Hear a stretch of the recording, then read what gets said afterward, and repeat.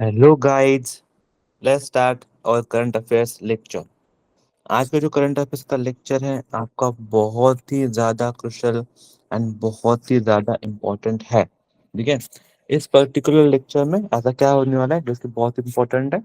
आज का जो सवाल है वो मेजोरिटी जो है मैंने स्टेटमेंट बेस जो है, जो सवाल आपको आते हैं एग्जाम में स्टेटमेंट बेस सवाल, उनके ऊपर ज़्यादा मैंने फोकस किया है। ठीक है, तो मेजोरिटी जो सवाल आज बनेंगे वो स्टेटमेंट बेस ही बनने वाले हैं। ठीक है, और फिर स्टेटमेंट बेस सवालों को आपको एनालाइज करना है, थिंक करना है, and then you will try to mark the correct answer. ठीक है, अब मैंने जो भी प्रीवियसली हैपेंड जो एग्जाम्स हुए हैं, लाइक आईबीपीएस के मेंस हो, एसबीआई के मेंस, पैटर्न के ऊपर सवाल आपको पूछे गए थे, जो भी करंट टॉपिक्स के ऊपर सवाल पूछे गए थे उनको लेके या फिर उनको सोच के मैंने सारे सवाल आपके लिए डिजाइन किए उसी पैटर्न के ऊपर। ठीक है, इसलिए मैं चाहता हूँ भले आज आप लोग थोड़ा सा समय लीजिए, लेकिन आप थोड़ा सोचिए, थिंक कीजिए and then mark the correct answer. ठीक है, अब ये सवाल भी जारी होगा कि सर अभी हम सबके लिए तो ये टॉपिक नए होंगे, तो जो भी बच्चे हैं जिनके लिए ये टॉपिक नए हैं या फिर जिन्होंने कभी भी ये टॉपिक के बारे में नहीं सुना है, मैं चाहता हूँ आप लोग क्या करो, आप लोग उसके नोट्स बनाओ। ठीक है, आप लोग क्या करना है, आपको नोट्स बनाने हैं और फिर लिखना है उस पर्टिकुलर टॉपिक के रिगार्डिंग। ठीक है, तो notes making is very important part. अगर आपको पता नहीं होगा तो आप उस टॉपिक का नोट्स बनाओगे, लेकिन फिर भी मैं चाहता हूँ कि थोड़ी सी टेक्निक इस्तेमाल करके इंटरनल थोड़ा सा take it as a test. मतलब my request to all of you is that कि take it as a test. ठीक है, कि टेस्ट दे रहे हैं आप, ऐसे सवाल करिए।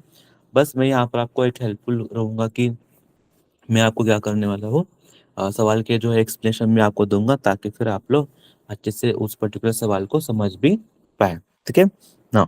अब देखो क्या है ना कि जब भी इस चीज़ के बारे में हम बोलेंगे या फिर जब भी डिस्कशन कर रहे हैं, ठीक है, तब ना एक चीज़ आप कॉमन करना कि बहुत लोग फिर मुझे पूछेंगे कि सर कहाँ से ये सवाल पढ़ना चाहिए। तो मैंने ये सारे सवाल जो आपके वो करंटली जो न्यूज़पेपर आए, इंडियन एक्सप्रेस के जो आर्टिकल आए हैं, वहीं से जो मैंने ये सारे सवाल जो है आपके लिए पिक किए हैं। ठीक है, नाउ चलो let's start without much wasting our time. Let's start our lecture. ठीक है, पहला जो सवाल है आपके सामने पेश होने जा रहा है। Yes, let's start first question. Yes, very important question. थोड़ा सोचिए एंड उसके बाद जो है करेक्ट आंसर मार्क कीजिए। मैं आप सबको 20 सेकंड दे रहा हूँ सोचने के लिए।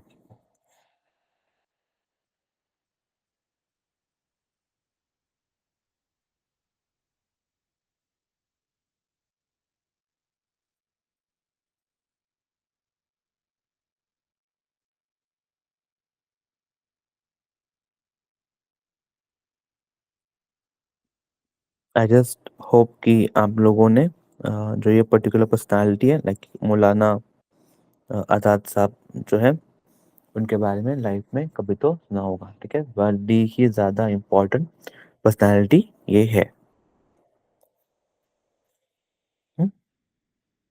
ओके, चलो, आई होप कि आप लोगों ने आपका करेक्ट आंसर जो है वो मार्क कर लिया होगा। ठीक है, अब देखो आप में से ना बहुत सारे बच्चे ऐसे होंगे, बहुत सारे बच्चे जो है आप में से ऐसे होंगे कि जो अभी ये सोचेंगे कि सर हमें इसके बारे में तो कुछ ही पता नहीं था, हमने तो ऐसे ही अंदाज लगा दिया। तो ना आप लोग ज़्यादा इसके ऊपर सोचो मत, आपके लिए ये आपके नोट्स हैं।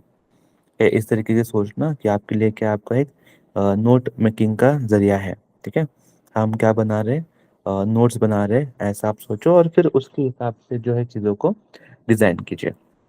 ठीक है, तो मैं चाहता हूँ आप सब लोग पहले हेडिंग दो आपके नोट्स में, that is Maulana Maulana Azad national fellowship. Maulana Azad national fellowship. ठीक है, देखो पहला क्या है, फेलोशिप क्या है। It's a 5 year fellowship given in a form of financial assistance. ठीक है, 5 साल की फेलोशिप है। ठीक है, it's a 5 year fellowship given in the form of the financial assistance. ठीक है, तो that is very true statement. 5 साल की फेलोशिप प्रोग्राम है, ये 5 साल का फेलोशिप प्रोग्राम है, जो कि एक बहुत ही ज़्यादा इम्पोर्टेंट प्रोग्राम माना जाता है। ठीक है, so 5 year fellowship program, very important. So your statement number 1 is very much correct. ठीक है, नाउ सेकेंड देखो क्या है, जो यूनिवर्सिटी ग्रांट कमीशन होता है यूजीसी। यूजीसी ना, वैसे भी यूजीसी बहुत न्यूज में रहता है फॉर वेरियस रीजन, बिकॉज जो यूनिवर्सिटीज है उनको जो हम रैंक करते हैं, उनके जो मतलब ग्रेड्स होते हैं, उसके लिए यूजीसी ऑलवेज न्यूज में रहता है। ठीक है, तो जो यूजीसी है उनके द्वारा इसको इम्प्लीमेंट किया जाता है। ठीक है, तो UGC is the implementing agency of this particular fellowship. ठीक है, जो यूजीसी है वो क्या है, एक इम्प्लीमेंटेड एजेंसी है इस पर्टिकुलर फेलोशिप के। तो even that statement is correct. तो बोथ द स्टेटमेंट जो आपको यहाँ पे दिख रहे हैं, ये दोनों के दोनों स्टेटमेंट क्या है, आपके सही स्टेटमेंट है। मतलब आपका करेक्ट आंसर क्या होना चाहिए, option number C is the correct answer. ठीक है ना। इसके साथ साथ आप इस तरीके से भी इन चीज़ों को समझना मैं चाहता हूँ कि आप लोग ये भी समझो। ठीक है, जो भी डॉक्टरियल या फिर रिसर्चर स्टूडेंट्स हैं from approx 30 countries, 30 universities across the country. ठीक है, पूरे भारत भर में जो 30 यूनिवर्सिटीज है, ठीक है, which have return a separate letter, उन्होंने एक लेटर लिखा है, letter to the union home ministry of affairs, union ministry minority affairs minister, that they must increase the scholarships under the Maulana Azad national fellowship.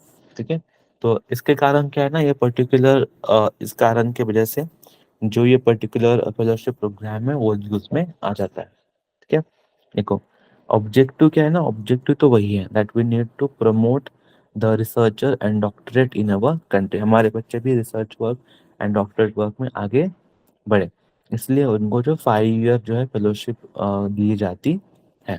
ठीक है, it is given to the student from 6 notified minorities. तो ये नहीं कि सभी को मिलता है, जो माइनॉरिटी कैटेगरी के स्टूडेंट है उन्हीं को मिलेगा, which specifically include the Buddhist, Christian, Jain, Muslim, Parsi, Sikh. ठीक है, इन्हीं को जो है, इसी माइनॉरिटी कम्युनिटीज को है जो पर्टिकुलरली जो मौलाना अब्दुल कलाम, मौलाना आजाद नेशनल फेलोशिप में जो है इनको ही हम प्रमोशन करते हैं। ठीक है, this will enable them to be eligible for employment, ठीक है, to the post with MPhil and PhD, okay, as the prerequisites, including the post of assistant professor in various academic institutions। ठीक है, इसको implemented agency, जैसे मैंने बोला, जो UGC है आपका, that is university grant commission है, ये एक नोडल एजेंसी है फॉर इट्स इम्प्लीमेंटेशन। ठीक है, चलो, आई होप कि आप लोगों को जो है ये सारी चीज़ें आपने अच्छे से नोट करके रखी है आपके करंट अफेयर्स के नोटबुक में। ठीक है, आगे बढ़ते हैं, अगला सवाल आपके सामने पेश होने जा रहा है, उसके बारे में थोड़ा सा सोचिए and try to mark the correct answer.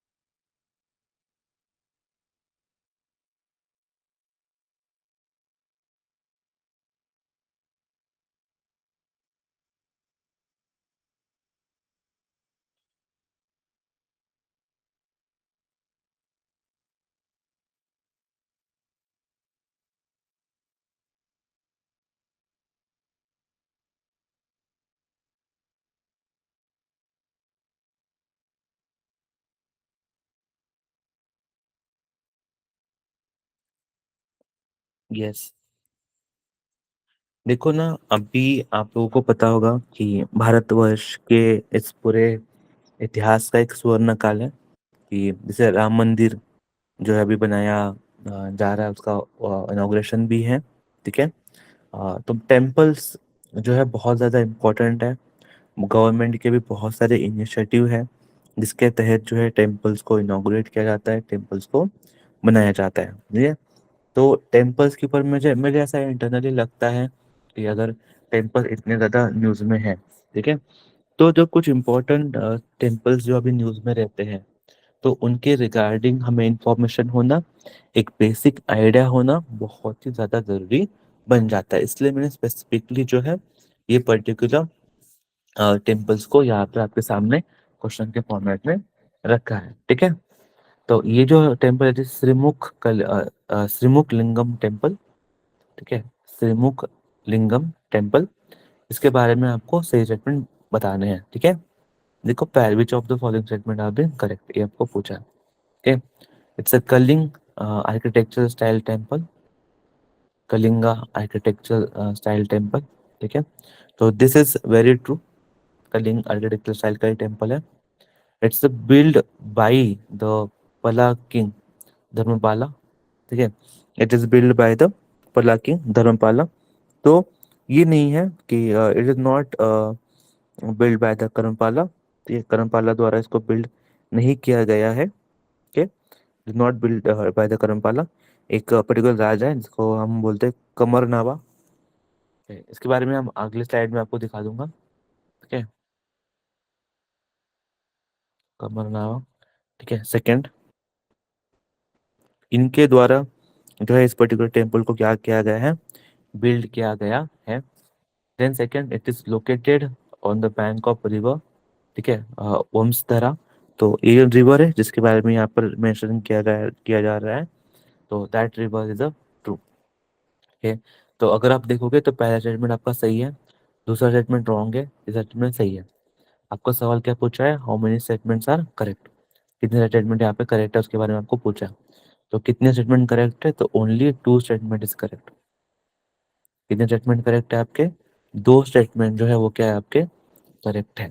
ठीक है ना, तो this is again very much. फिर हाँ, ये भी सवाल आ जाएगा दिमाग में आपके कि भाई ये फिर न्यूज़ में क्या है, why this is a news. ठीक है, तो जो आर्कियोलॉजिकल सर्वे ऑफ इंडिया है, आर्कियोलॉजिकल सर्वे ऑफ इंडिया है, ठीक है, they have assured to send a note to UNESCO over the inclusion of Srimukh Lingam Temple in Andhra Pradesh in a World Heritage Structure list. तो this is again very much important, जो भी world heritage structures होते हैं उनकी जो list है UNESCO की। ठीक है, तो उसमें जो है ऐड करने के बारे में ये बोल रहे हैं, तो इसलिए ना ये इम्पोर्टेंट बन जाता है।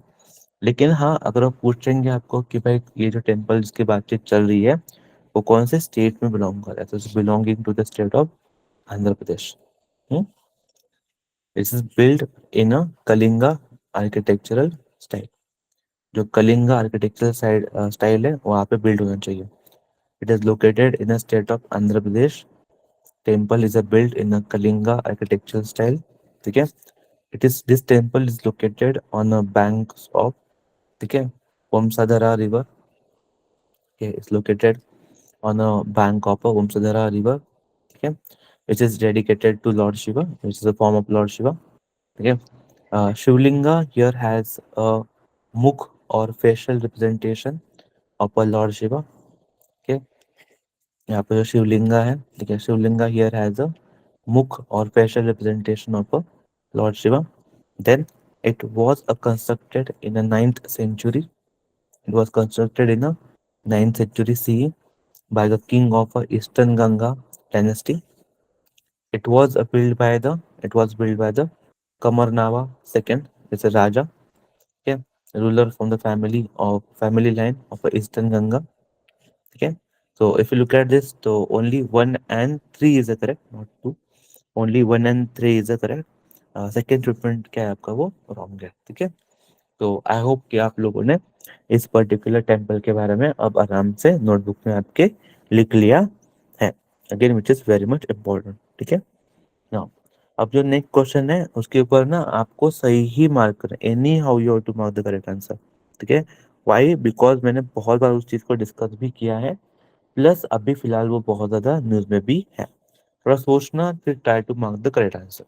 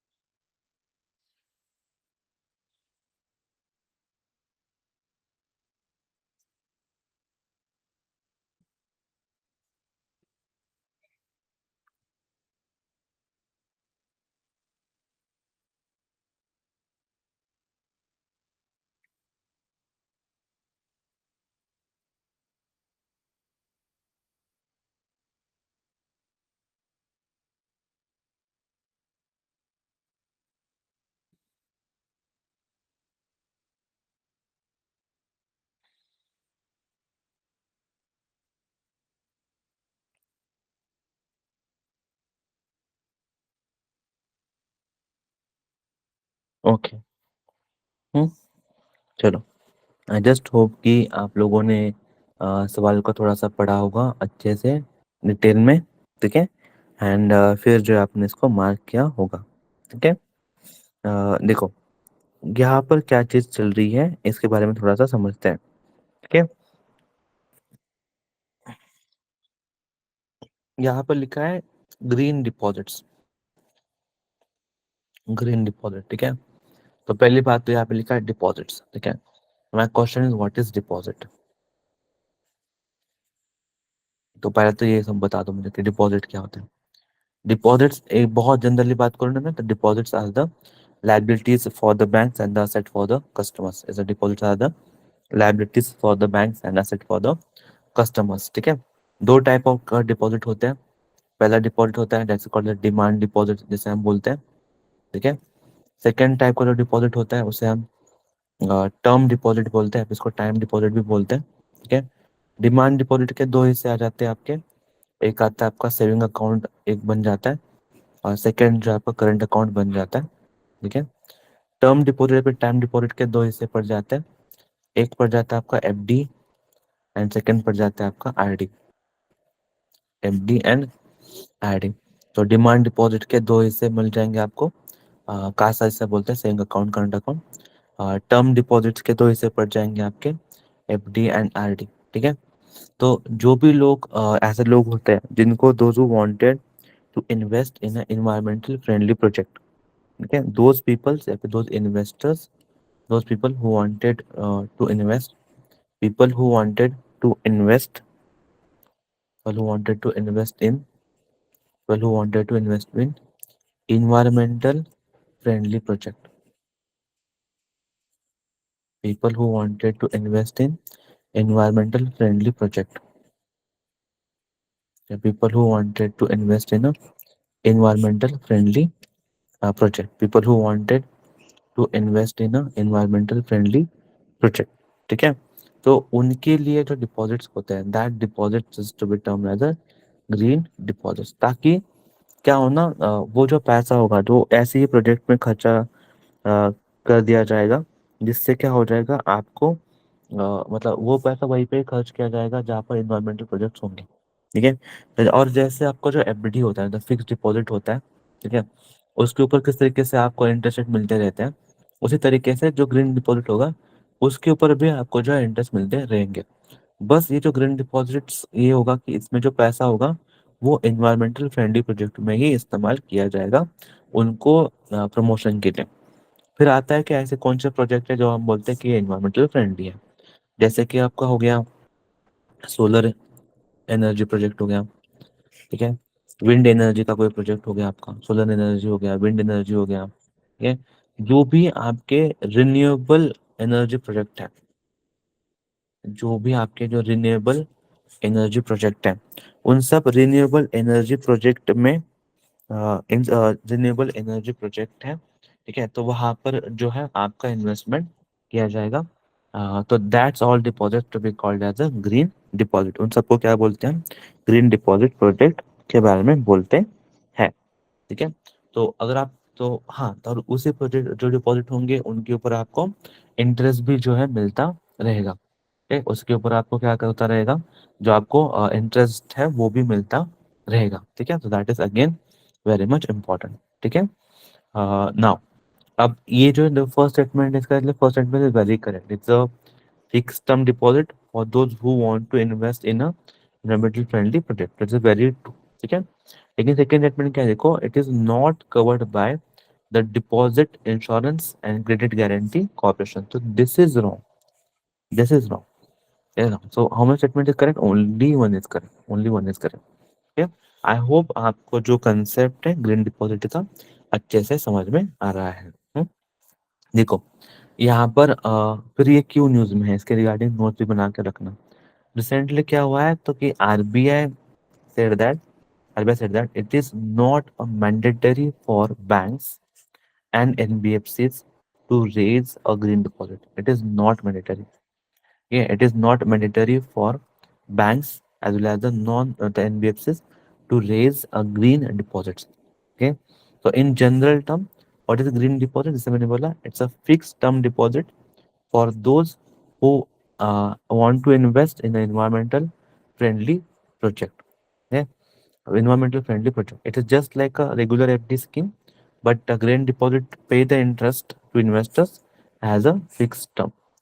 Okay, the banks get from depositor holders get a unmark for the allocation to the green finance. Okay, so green fixed deposit, also known as the environmental friendly fixed deposits. Okay, it's a financial instrument which encourage a sustainable development by channelizing funds towards the project, focus on renewable energy, clean technology, and other environmental beneficial activities, which is again very much important. ठीक है ना? तो इसको आपको क्या करना है, याद करके रखना है. ठीक है ना? इसमें और एक इम्पोर्टेंट पॉइंट होता है, इसको याद कर लेना प्लीज. जो ग्रीन एक्टिविटीज होती है, प्रोजेक्ट होते हैं, which is finance under the framework, can be classified under as a priority sector. Okay, if they meet a requirements laid down in a priority sectors lending, which is the guidelines of RBI, which is again the guidelines of the RBI. The current framework permit green deposits to be denominated in Indian rupees only. Okay, ये इसको mark करके रखना. जो current framework है उसके अंतर्गत green deposit to be denominated in the Indian rupees only. ठीक है. On maturity, the green deposit would be renewed or withdrawn at the option to the depositors. Okay, that is again very much important. ठीक है. I hope आप लोगों को जो ये concept है ग्रीन डिपॉजिट का, जो भी आपको इससे बात कभी भी आ जाएगा तो आप उसको अच्छे से हैंडल कर लोगे. ठीक है. That's it. Very important question. Next question very easy, but I want you to be think on it and mark the correct answer.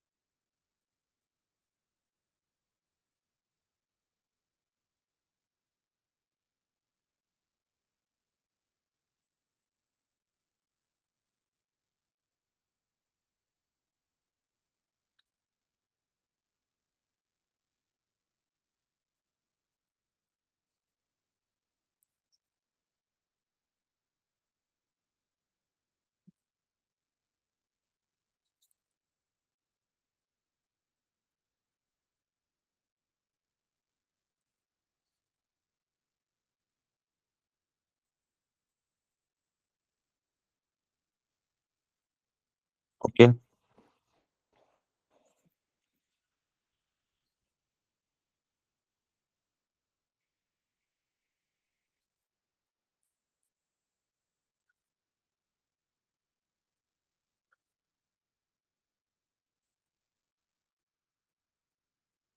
Okay चलो. Yes, let's do it. तो जो वारली पेंटिंग है, ठीक है, अगेन आई डोंट नो, आप में से अगर कोई नए बच्चे होंगे तो आप में से कितने लोगों ने वारली पेंटिंग के बारे में कभी लाइफ में सुना है, तो नहीं सुना है, but again it is very important. Warli painting हमारे ट्रेडिशन का वो एक हिस्सा है. ठीक है. तो वारली पेंटिंग क्या है, देखो क्या होता है वारली पेंटिंग. क्या ऐसे कुछ डायग्राम्स अगर आपने ट्रायंगल के फॉर्मेट में ऐसे ऐसे, आई am very bad at it, actually I am very bad, so I am not drawing it, I am very bad. But ऐसे अगर आपने डायग्राम्स देखे होंगे ज्योमेट्रिकल फॉर्मेट में बहुत बार ये होते हैं. ठीक है. So which is again very important. It's a tribal art form, very true. It's a tribal art form, specifically north Sahyadri range है ना, महाराष्ट्र, यस, महाराष्ट्र में बहुत ज्यादा मिलता है। अगर आप अजंता वेरूर में भी जाओगे तो वहां पर भी आपको वारली वारली पेंटिंग नॉर्मली, जो भी एशियंट पेंटिंग है, तो आपको नॉर्मली किसी केव में जाओगे आप, तो वहां पर या फिर छोटे से टेम्पल में भी जाओगे ना, तो वहां पर भी आपको ये पेंटिंग मिल जाएगी, उसमें ज्यादा कोई टेंशन नहीं है, ठीक है। तो your first statement is a correct. One of the central aspect depicted in a painting is the Tarpa dance, ठीक है। टर्पा डांस, तो अगर आप देखो ना, वो देखा आप, ऐसे बड़ा बड़ा डोल होता है उसके ऊपर, ठीक है, ऐसे stick triangle type diagram draw करो ऐसे। If I try to draw it तो I am very bad, I don't know whether it's a correct drawing और नॉट, या बाहर लेके, ठीक है। तो ऐसे, लेकिन कुछ फॉर्मेट में होता है ऐसे कुछ, तो फिर वो बनाएगा वारली ड्राइंग समथिंग, ट्रायंगल्स फॉर्मेट होंगे वहां पर आपके, ठीक है, ज्योमेट्रिकल शेप्स होंगे, फिर उसमें वो डायग्राम बनाई होगी, ठीक है। So this all both the statement जो कि अबव मेंशन है वेरी करेक्ट स्टेटमेंट, ठीक है, both the statement are very much a correct statement, ठीक है। नाउ, तो इसका जो एग्जीबिशन है रिसेंटली न्यूज में क्यों, फिर इसका जो एग्जीबिशन है, ठीक है, inherited arts forms traces the artist journey, ठीक है, ऑफ द सेलिब्रेटेड, ठीक है, mache family and their efforts in reviving the Warli painting, ठीक है। It is a style of a tribal art created by the tribal peoples from North Sahyadri range of Maharashtra. This art form traces back to the 10th century AD. आप समझे, 10th century AD, ठीक है, मतलब हजारों साल पहले, ठीक है। But was the first discovered and appreciated for his distinctive style only in the early 1970। तो यही होता है ना, मतलब हमारा खुद का आर्ट एंड कल्चर है, हमारा खुद का ट्रेडिशनल ये है, लेकिन हमें उसके बारे में पता नहीं होता है, या हमें बहुत आगे बाद में जाके पता चलता है इन सब चीज़ों के बारे में, ठीक है। It was traditionally practice by the women, most of time females इसको प्रैक्टिस करती थी, ठीक है, ऑफ द वारली ट्राइब्स, ठीक है, हु डेकोरेटेड, ठीक है, द लगन चौक और वेडिंग स्क्वेयर्स, ठीक है, in that particular diagrams or in that particular figures, ठीक है। So that is very much important, and I hope you all are aware about this particular style of painting, ठीक है। Now next question आपके सामने है, again थोड़ा सा difficult लग सकता है, लेकिन मैं चाहता हूँ आप थोड़ा सा सोचो और फिर मार्क करो।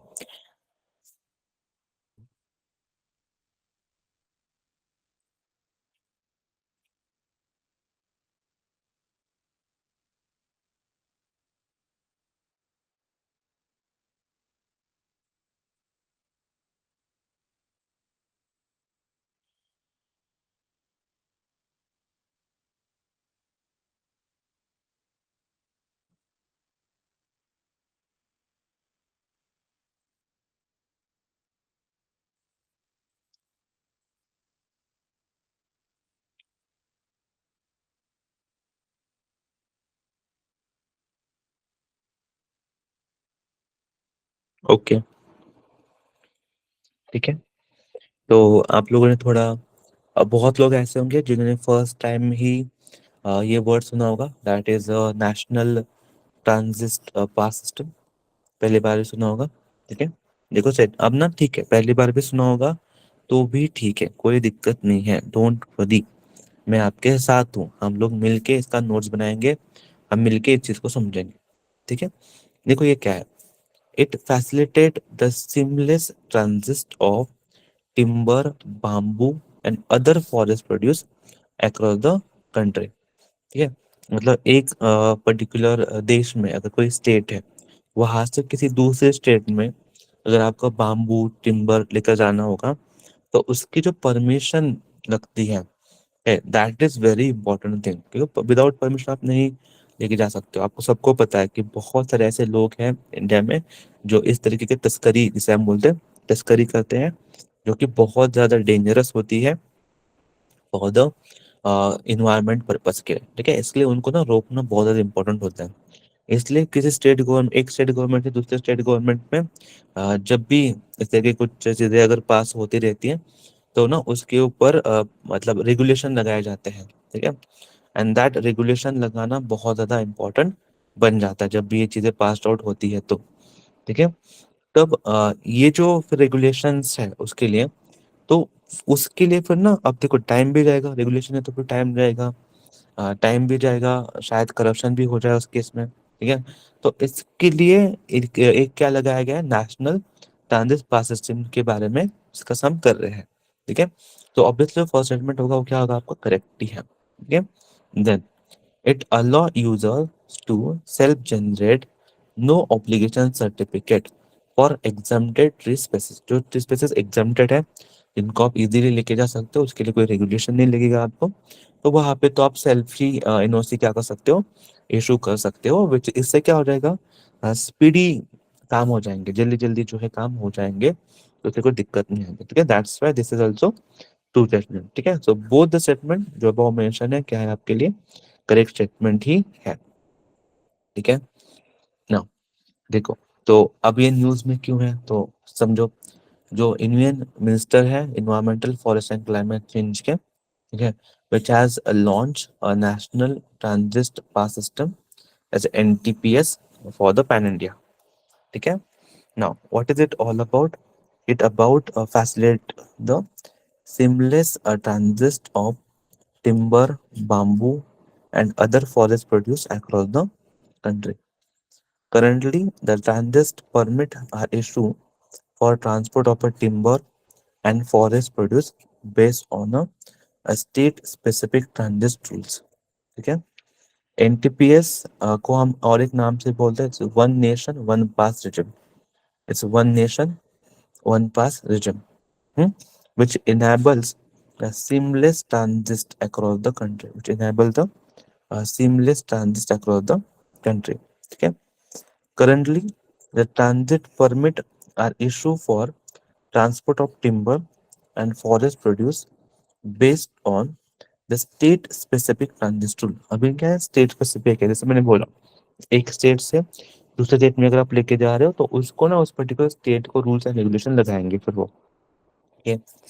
एनटीपीएस से क्या हो जाएगा, तो one nation one pass regime हम एस्टैब्लिश कर पाएंगे, विच विल इनेबल, तो जो ट्रांजिट है बिटवीन द टू कंट्री तो क्या हो जाएगी, बहुत अच्छे से हो जाएगी बिटवीन स्टेट, और बहुत ज्यादा अच्छे से जो है ट्रांसफर जो है हो पाएगा। ठीक है ना। इससे और एक चीज याद कर लो। ठीक है। This initiative will streamline the timber transit permit by providing unified online mode for tree growers, okay, and farmers involved in agroforestry across the country, contributing to the ease of doing business. ठीक है।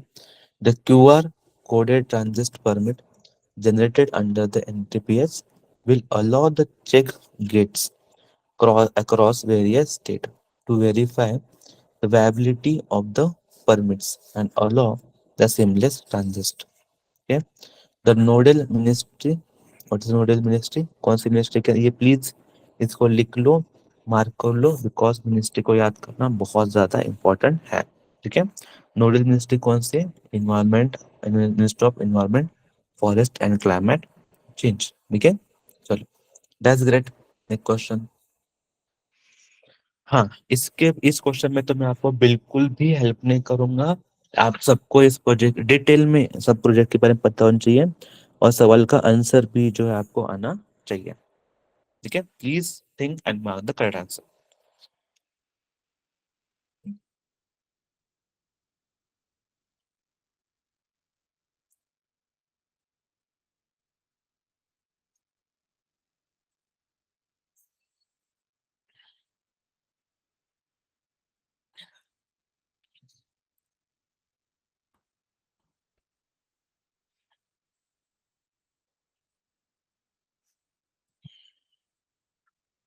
Okay.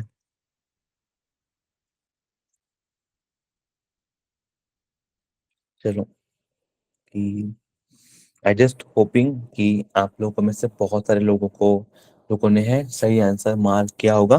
ठीक है। Because मैंने खुद में भी आपके साथ शायद ये डिस्कस किया होगा। ये बहुत ही ज्यादा न्यूज में जो प्रोजेक्ट है जो इंडिया में चल रहे हैं उसमें से एक प्रोजेक्ट है जिसको रिसेंटली ही इनॉग्रेट किया गया है। क्या नाम है प्रोजेक्ट का, ठीक है, Mumbai trans harbour link project, जिसको हम अटल सेतु प्रोजेक्ट भी बोलते हैं। It's not Mumbai trans harbour link project, इसका और एक नाम क्या है आपका, अटल सेतु ब्रिज। ठीक है, Atal Setu bridge is again very much important. ठीक है, this bridge connect Mumbai with Navi Mumbai, this is very true. ठीक है, एंड बहुत बार अगर आपने स्पीच भी सुना होगा ना, तो पीएम ने ना बहुत बार एक पर्सनैलिटी का नाम ले रहे थे, वो शिंजो अबे। ठीक है, शिंजो अबे ना उस समय जापान के सुप्रीम लीडर थे। ठीक है, तो उनके द्वारा ही इस पर्टिकुलर प्रोजेक्ट को फाइनेंस भी प्रोवाइड किया गया था। तो even this is also true कि this project is been finance by the Japan International Corporation Agency. ठीक है, यानी बोथ द स्टेटमेंट के आपके लिए ट्रू है। ठीक है, लेकिन एग्जाम पॉइंट ऑफ व्यू से बस इतना जानना काफी नहीं है। अब हमें ना इस पर्टिकुलर टॉपिक के ऊपर नोट्स भी बनाने हैं, और आप सब लोग मेरे साथ नोट्स बनाओगे। इसलिए very first give the heading the Mumbai trans harbour link project. Mumbai trans harbour link project. ठीक है, अम, ठीक है, but this is has been done, this already been, देखो मैंने जब ये नेक्स्ट ईयर में बोला, मतलब 2024 के जनवरी में ही ये हो जाएगा। ठीक है, and this has been done if I am not wrong. अभी तो ये पूरा डन नहीं है, लेकिन मैं जब ये पर्टिकुलर भी वीडियोस रिकॉर्ड कर रहा हूँ आपके लिए, ठीक है, so that it to be done, but अभी हो जाएगा, Jan 24 में ही हो जाएगा। ठीक है, द कॉस्ट एस्केलेशन जो यहाँ पर उसका कॉस्ट देखोगे, ठीक है, इज रुपीज 2192 करोड़ और 40.9% according to the information obtain through the right to information. ठीक है, दिस प्रोजेक्ट कितना लेंथ इसकी, 21.8 किलोमीटर इसकी total, I can say the length है टोटल ब्रिज की। This bridge connect Mumbai with Navi Mumbai, this India's longest sea bridge in India. Please इसको लिख लो, प्लीज लिख लो, it is the longest sea bridge in India. ठीक, ये क्या है, इंडिया का एक लॉन्गेस्ट सी ब्रिज है। ठीक है, it is the longest sea bridge in India. ठीक है, इसकी टोटल लेंथ 21.8 किलोमीटर है। ठीक है, द लेंथ ऑन द सी, अगर समुद्र के ऊपर देखोगे तो टोटल लेंथ कितना है, 16.5 किलोमीटर है समुद्र के अंदर। लैंड में देखो कितना आता है, तो 5.5 किलोमीटर लैंड के ऊपर आता है। ठीक है, length on the sea 16.50 kilometre है, लैंड के ऊपर देखोगे तो 5.5 किलोमीटर है। This bridge connect the Mumbai to the नई मुंबई। ठीक है, is again very much important. अगर इसका फाउंडेशन स्टोन देखोगे तो रखा गया था दिसंबर 2016 में, लेकिन उस समय ना फाइनेंस की बहुत ज़्यादा कमी थी। लेकिन जब सिंधु अभी आए थे 2017 के ही स्टार्टिंग में आए थे इंडिया में, तब उन्होंने बोला था कि 85% of this project construction is being financed by the Japan International Corporation agency, which is very important. ठीक है, एंड जो Mumbai metropolitan region development authority है, okay, they will manage this particular construction. Okay, this project will beneficial in a various way, especially it will fasterly connect the Navi Mumbai International Airport, JNPT Port, Mumbai Pune Expressway, Mumbai Goa Highways, etc. ठीक है, the concrete bridge has a feature of a 4 kilometer steel span section in the middle to allow for the ships to pass the underneath। ठीक है, तो ship भी आराम से वहाँ पे पास हो जाएंगे। Okay. MTHL will features of a intelligence transport system and other amenities required for the marine bridge। ठीक है, which is again very much important। अब ना यहाँ पर और एक चीज मैं चाहता हूँ कि आप नोट डाउन कर लो आपके नोट्स में। ठीक है, अभी जो देखो, जैसे मैंने अभी यहाँ पर बोला कि it is the longest sea bridge in India, तो इससे पहला कौन सा था, तो इसको बस याद कर लो। जो आपका असम का जो भूपेन हजारिका ब्रिज है, ठीक है, that is the longest sea bridge, जो इससे पहले था। तो कभी कभी पूछते हैं आपको कि भाई पहला कौन सा था और अभी कौन सा है। ठीक है, तो जो भूपेन हजारिका सी ब्रिज है that is the longest one, लेकिन अभी उसको रिप्लेस किया कर दिया गया है अटल सेतु ब्रिज द्वारा। ठीक है, तो इसको बस याद कर लो, again very important and very much crucial for your coming examination ना। Yes, this is something very important. मैं चाहता हूँ आप थोड़ा सा सोचो इसके पर्टिकुलर क्वेश्चन के बारे में, and then try to mark the correct answer.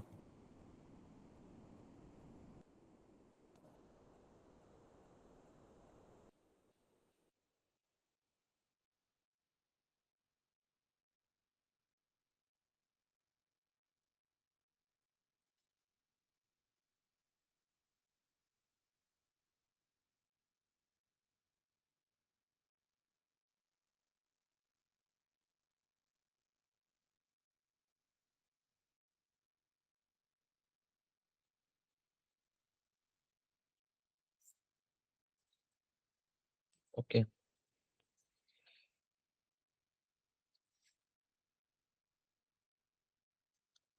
तो आप में से आई बिलीव इट कि बहुत सारे लोग होंगे जिन्होंने पहली बार ही इस पर्टिकुलर प्रोग्राम के बारे में सुना होगा।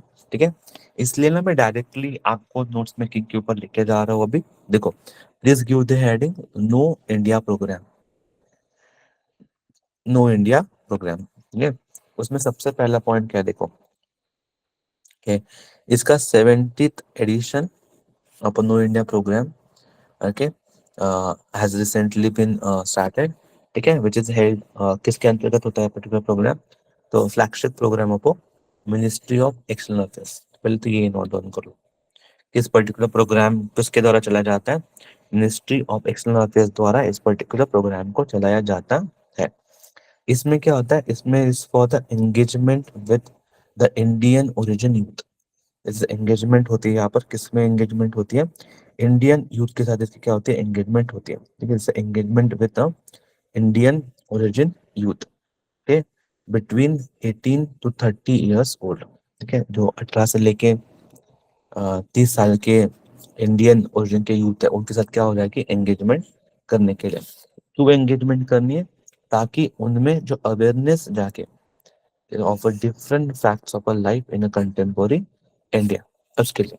ठीक है, तो उसके लिए पर्टिकुलरली हम इस पर्टिकुलर प्रोग्राम को चलाते हैं। एंड स्पेशली कौन चलाता है, तो मिनिस्टर ऑफ एक्सटर्नल अफेयर्स जो है इस पर्टिकुलर प्लेटफॉर्म को चलाता है। अब ये जो प्रोग्राम है वो 2003 से चल रहा है, तो ऐसे नहीं कि हमें अभी ही चला रहे हैं। ठीक है, 2003 से स्पेसिफिकली इस प्रोग्राम को क्या कर रहे हैं, हम चला रहे हैं। ठीक है, इसके क्या क्या फीचर्स है, वो क्या क्या इंपॉर्टेंट है। As a part of the programme, the applicant finalized through the selection process visit India for the 21-day schedule.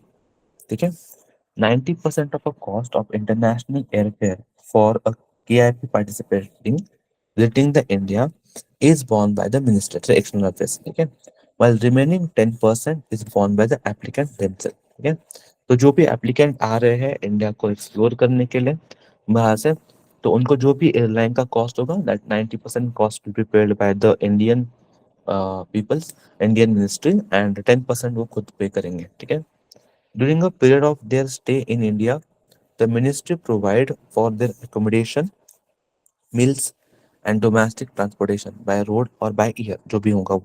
ठीक है, तो मिनिस्ट्री पूरा उनका खर्चा करेगी। इसका क्राइटेरिया क्या है फिर इसमें आ जाने का, this program is open to youth of Indian origin. This program is open to the youth of Indian origin. ये पहली बात है। ये प्रोग्राम क्या है आपका, this programme is open to youth of Indian origin. ठीक है, in age group of 18 to 30 years, in age group of 18 to 30 years, with the preference given to those from ठीक है, गिरमिटिया कंट्रीज, स्पेसिफिकली फ्रॉम मॉरिशियस हो गया, Fiji हो गया, Suriname हो गया, गुयाना, ठीक है, जमैका हो गया। तो यहाँ से जो है उनको क्या होगा, प्रेफरेंस में हम क्या कर देंगे, दे देंगे। ठीक है, now that's why this statements are very important, this programme is very important. That's why मैं चाहता हूँ कि आप सब लोग इसके बारे में याद करो, सब लोग इसके बारे में लिखो। ठीक है, सबके पास इसका नोट्स होना चाहिए। नाउ वेरी इजी क्वेश्चन, मैं कुछ नहीं बोलना चाहता हूँ इस पर्टिकुलर चैनल में। We have done this question in last videos as well. तो अगर आपने अच्छे से रिवीजन की है, अगर आपने अच्छे से उस लास्ट वाले लेक्चर्स को पढ़ा है, तो आप आराम से जो इस पर्टिकुलर क्वेश्चन का भी मुझे जवाब दे सकते हो। ठीक है, थोड़ा सोचो and then try to mark the correct answer.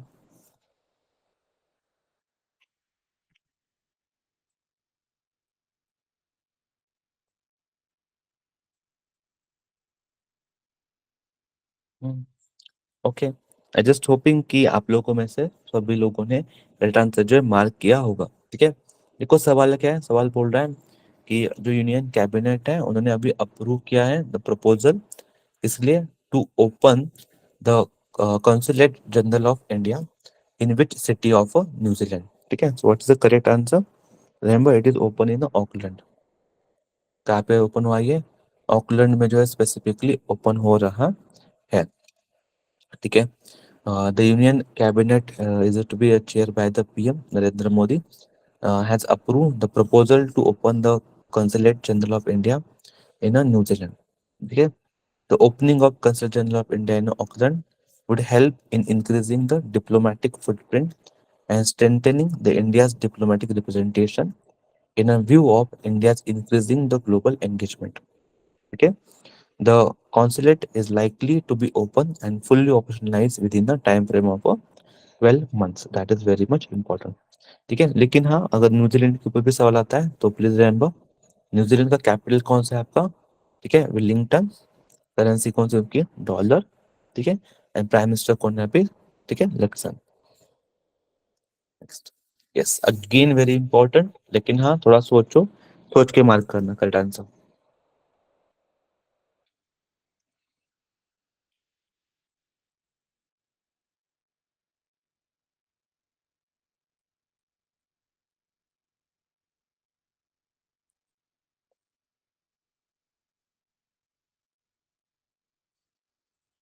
Okay, ठीक है। देखो, अभी आई एम होपिंग कि आप लोगों ने जो सवाल है उसके बारे में थोड़ा सा सोचा होगा। इंडिया ने एक एमओयू साइन किया। What is MOU? It's a memorandum of understanding. कौन से देश के साथ? कौन से देश के साथ?